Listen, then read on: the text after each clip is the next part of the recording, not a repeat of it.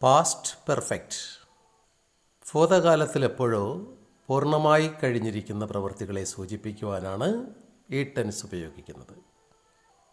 Pattern subject plus had plus third form of the verb.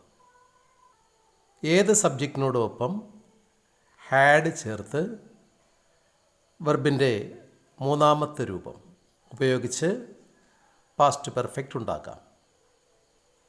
പരീക്ഷാ ചോദ്യങ്ങളിൽ അത്തരം ചോദ്യങ്ങളുടെ ഉത്തരം പാസ്റ്റ് പെർഫെക്റ്റിൽ തന്നെയാണോ വരേണ്ടത് എന്ന് സൂചിപ്പിക്കുവാനായി ഫോർ, ഓൾറെഡി എന്നീ പദങ്ങൾ സാധാരണ കണ്ടുവരാറുണ്ട്. ഏതെങ്കിലും ഒരു ടെൻസിലെ വാക്യം തന്നിട്ട് change into past perfect എന്നോ ഒരു വാക്യം തന്നിട്ട് പാസ്റ്റ് പെർഫെക്റ്റ് ടെൻസ് ഉപയോഗിക്കുക എന്നോ മറ്റോ ആണ് ചെറിയ ക്ലാസ്സുകളിലെ ചോദ്യപേപ്പറുകളിൽ പാസ്റ്റ് പെർഫെക്റ്റുമായി ബന്ധപ്പെട്ട് നാം കാണുന്ന ചോദ്യങ്ങൾ. അല്ലാതെ സാധാരണ രീതിയിൽ പാസ്റ്റ് പെർഫെക്റ്റ് മാത്രമായി ചോദിക്കാറില്ല. മത്സര പരീക്ഷകളിൽ നിശ്ചയമായും സിമ്പിൾ പാസ്റ്റിനോട് പാസ്റ്റ് പെർഫെക്റ്റ് ചേർക്കാനാണ് ചോദിക്കാറുള്ളത്. രണ്ട് ക്ലോസുകളുള്ള വാക്യമാകും വരിക. അതിലൊന്ന് സിമ്പിൾ പാസ്റ്റും മറ്റൊന്ന് പാസ്റ്റ് പെർഫെക്റ്റും ആയിരിക്കും. സിമ്പിൾ പാസ്റ്റിനോടൊപ്പം പാസ്റ്റിൻ്റെ എല്ലാ പിരിവുകളും വരാറുണ്ട്.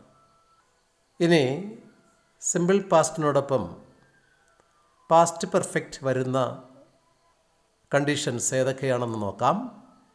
Simple past plus past perfect. രണ്ട് ഭൂതകാല സംഭവങ്ങളിൽ ആദ്യം തുടങ്ങുകയോ പൂർണ്ണമായി കഴിയുകയോ ചെയ്ത കാര്യം പാസ്റ്റ് പെർഫെക്റ്റിലും രണ്ടാമത്തേത് സിമ്പിൾ പാസ്റ്റിലും വരണം എന്നാണ് നിയമം. രണ്ട് ഭൂതകാല സംഭവങ്ങളിൽ ആദ്യം തുടങ്ങുകയോ പൂർണ്ണമായി കഴിയുകയോ ചെയ്ത കാര്യം പാസ്റ്റ് പെർഫെക്റ്റിലും രണ്ടാമത്തേത് സിമ്പിൾ പാസ്റ്റിലും വരണം. ഉദാഹരണമായി, പോലീസ് വന്നപ്പോൾ കള്ളൻ രക്ഷപ്പെട്ട് കഴിഞ്ഞിരുന്നു എന്ന വാക്യം ശ്രദ്ധിക്കുക. ഇതിൽ ആദ്യം സംഭവിച്ചത് കള്ളൻ രക്ഷപ്പെട്ടു എന്ന കാര്യമാണ്.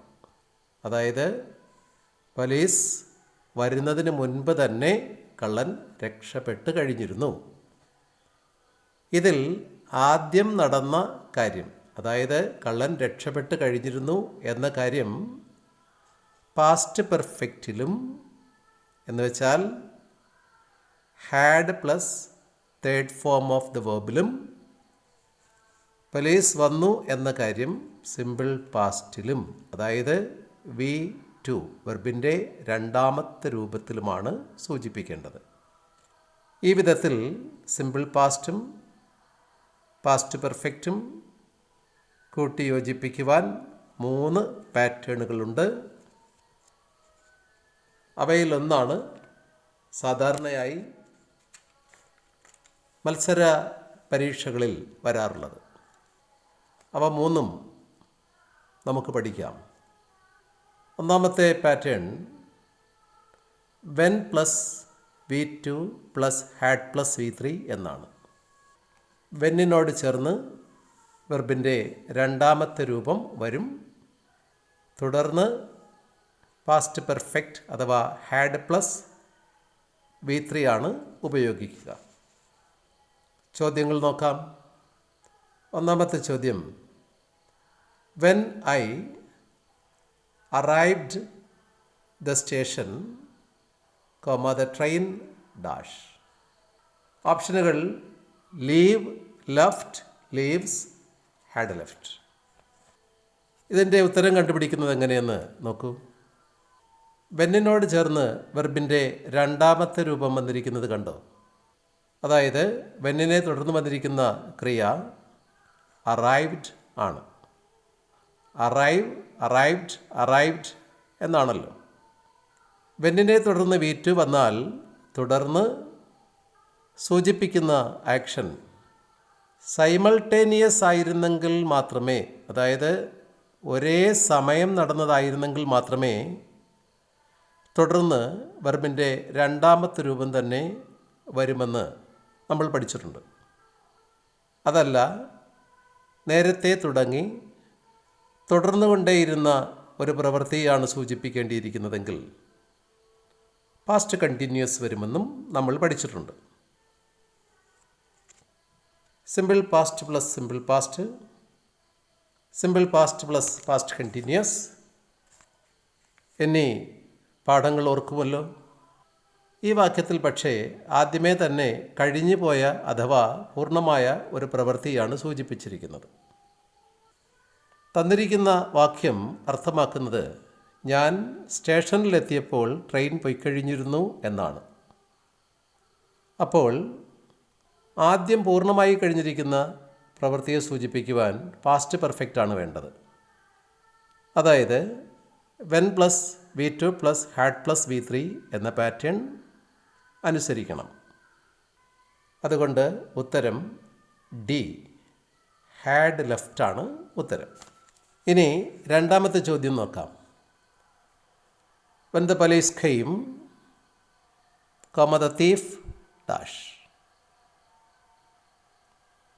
ഓപ്ഷനുകൾ എസ്കേപ്പ് എന്ന വെർബിൻ്റെ വ്യത്യസ്ത ടെൻസ് രൂപങ്ങളാണെന്ന് കണ്ടല്ലോ. പോലീസ് വന്നപ്പോൾ കള്ളൻ രക്ഷപ്പെട്ട് കഴിഞ്ഞിരുന്നു എന്നാണ് ഉദ്ദേശിക്കുന്നത്. ആയതിനാൽ when plus V2 plus had plus V3 എന്ന പാറ്റേൺ ആണ് ഉപയോഗിക്കേണ്ടത്. ഉത്തരം ഡി. ഇനി സിമ്പിൾ പാസ്റ്റും പാസ്റ്റ് പെർഫെക്റ്റും കൂട്ടിച്ചേർക്കുന്ന രണ്ടാമത്തെ രീതി നോക്കാം. Pattern V2 plus before or after plus had plus V3 എന്നാണ്. തന്നിരിക്കുന്ന വാക്യത്തിലെ രണ്ട് ക്ലോസുകളെ തമ്മിൽ ബന്ധിപ്പിക്കുവാനായി ബിഫോർ അല്ലെങ്കിൽ ആഫ്റ്റർ വന്നിട്ടുണ്ടോ എന്ന് നോക്കുക. അവയിൽ ഏതെങ്കിലും ഒന്ന് വന്നിട്ടുണ്ടെങ്കിൽ തന്നിരിക്കുന്ന വേർബ് രണ്ടാമത്തെ രൂപത്തിലാണെങ്കിൽ, അതായത് സിമ്പിൾ പാസ്റ്റിലാണെങ്കിൽ അടുത്തത് ഹാഡ് പ്ലസ് V3യിലായിരിക്കും, അതായത് പാസ്റ്റ് പെർഫെക്റ്റിലായിരിക്കും.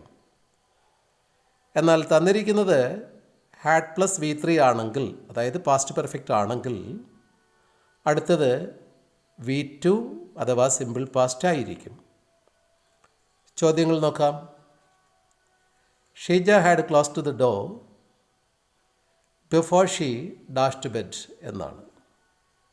തന്നിരിക്കുന്നത് ഗോ എന്ന വെർബിൻ്റെ വ്യത്യസ്ത ടെൻസ് രൂപങ്ങളാണെന്ന് കണ്ടല്ലോ. ഇനി തന്നിരിക്കുന്ന വാക്യത്തിൽ ബിഫോർ വന്നിരിക്കുന്നത് കണ്ടില്ലേ. ഇനി വെർബ് നോക്കൂ. ഹാഡ് പ്ലസ് V3 ആണ് തന്നിരിക്കുന്നത്, അതായത് ഹാഡ് ക്ലോസ്ഡ്. തന്നിരിക്കുന്ന വാക്യത്തിൽ ബിഫോർ അല്ലെങ്കിൽ ആഫ്റ്റർ ഉണ്ടായിരിക്കുകയും വേർബ് ഹാഡ് പ്ലസ് V3 ആയിരിക്കുകയും ചെയ്താൽ അടുത്ത വേർബ് V2 തന്നെ ആയിരിക്കും. അതുകൊണ്ട് ഉത്തരം എ. ഇനി വാക്യത്തിൻ്റെ അർത്ഥം കൂടി നോക്കിക്കൊള്ളൂ. ഉറങ്ങാൻ പോകുന്നതിന് മുൻപ് അഥവാ കിടക്കയിലേക്ക് പോകുന്നതിന് മുമ്പ് ഷീജ കതക് അടച്ച് കഴിഞ്ഞിരുന്നു എന്നാണ് പറഞ്ഞിരിക്കുന്നത്. അതായത് ആദ്യം നടന്ന പ്രവൃത്തി കതകടയ്ക്കുക എന്നതായിരുന്നു. രണ്ട് ഭൂതകാല സംഭവങ്ങളിൽ ആദ്യം തുടങ്ങുകയോ പൂർണ്ണമായി കഴിയുകയോ ചെയ്ത കാര്യം പാസ്റ്റ് പെർഫെക്റ്റിലും രണ്ടാമത് നടന്ന കാര്യം സിമ്പിൾ പാസ്റ്റിലുമാണല്ലോ വരേണ്ടത്. അപ്പോൾ ആദ്യം നടന്ന പ്രവൃത്തി കതകടച്ചു എന്നതാണ്. അത് പാസ്റ്റ് പെർഫെക്റ്റിൽ വന്നിരിക്കുന്നു. കതകടച്ചിട്ടാണ് ഉറങ്ങാൻ പോയത് അഥവാ കിടക്കയിലേക്ക് പോയത്. അപ്പോൾ അത് രണ്ടാമത്തെ പ്രവൃത്തിയാണ്.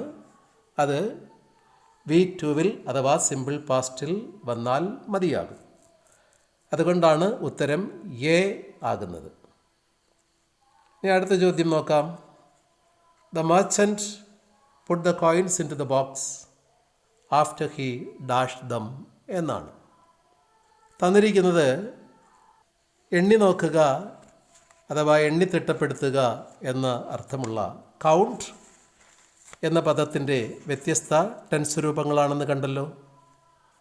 വാക്യത്തിൽ ആഫ്റ്റർ എന്ന പദവും പുട്ട് എന്ന വേർബിൻ്റെ രണ്ടാമത്തെ രൂപവും ഉണ്ടല്ലോ.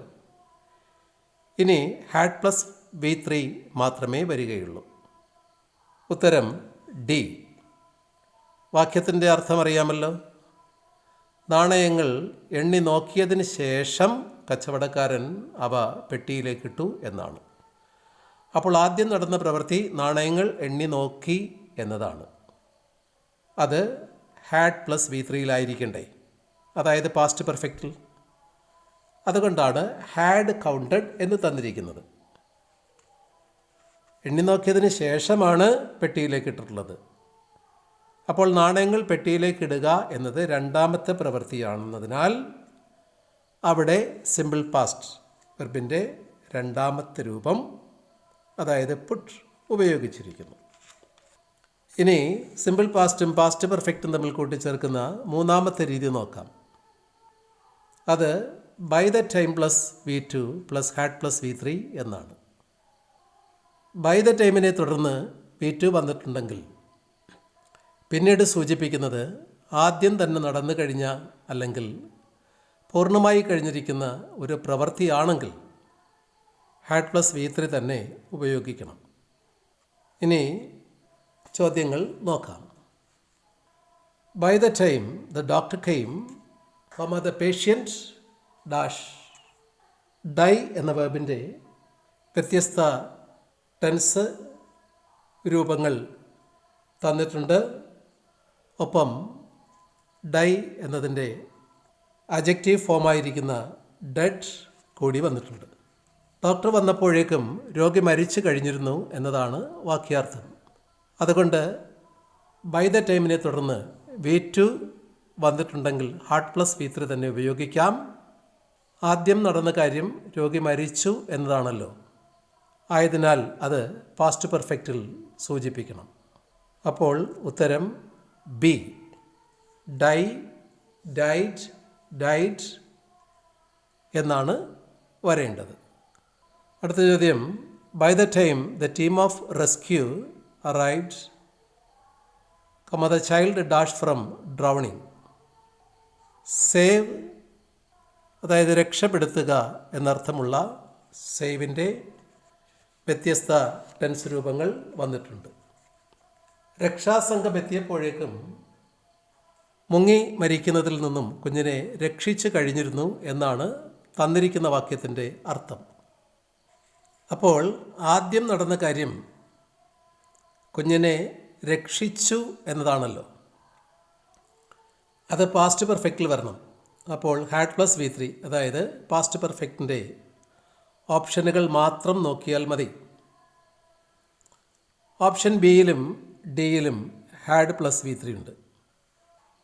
ഉത്തരം ഓപ്ഷൻ ബി ആണെന്ന് തോന്നാം.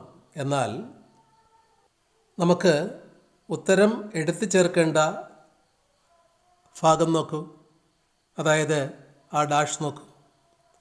അതിൻ്റെ മുന്നിൽ ദ ചൈൽഡ് എന്ന് വന്നിട്ടുണ്ട്. തുടർന്ന് ഡാഷിൻ്റെ സ്ഥാനത്ത് വേർബ് വരും. എന്നാൽ അതിനെ തുടർന്ന് പേഴ്സൺ വന്നിട്ടില്ല എന്നത് ശ്രദ്ധിച്ചല്ലോ. വേർബിൻ്റെ തൊട്ട് മുന്നിലായി സബ്ജക്റ്റും തുടർന്ന് ഓബ്ജക്റ്റും വരേണ്ടതല്ലേ. അവയിലൊന്ന് തന്നിട്ടില്ലെങ്കിൽ പാസീവ് വോയിസ് ഉപയോഗിക്കണമെന്ന് പല ഉദാഹരണങ്ങളിലൂടെ നമ്മൾ ഇതിനോടകം മനസ്സിലാക്കിയിട്ടുണ്ടല്ലോ. ഇവിടെ രക്ഷിച്ചു കഴിഞ്ഞിരുന്നു, ഹാഡ് സേവ്ഡ് എന്നാണ് വെർബിൻ്റെ അർത്ഥം. അപ്പോൾ ആരെ എന്ന് ചോദിച്ചാൽ കുഞ്ഞിനെ. എന്നാൽ ആരാണ് രക്ഷിച്ചതെന്ന സൂചന തന്നിട്ടില്ല. നാട്ടുകാരോ അല്ലെങ്കിൽ ഏതെങ്കിലും വ്യക്തിയോ ആകാം കുഞ്ഞിനെ രക്ഷിച്ചിട്ടുണ്ടാവുക. അതിനെക്കുറിച്ച് അഥവാ സബ്ജക്റ്റിനെക്കുറിച്ച്, പ്രവൃത്തി ചെയ്ത ആളിനെക്കുറിച്ച് സൂചന തന്നിട്ടില്ല എന്ന് സാരം. അപ്പോൾ ഉത്തരം പാസീവ് വോയിസിലായിരിക്കണം. പാസ്റ്റ് പെർഫെക്റ്റിൻ്റെ passive voice had plus V3 ആണ്. ഉത്തരം സി. ശേഷം അടുത്ത ക്ലാസ്സിൽ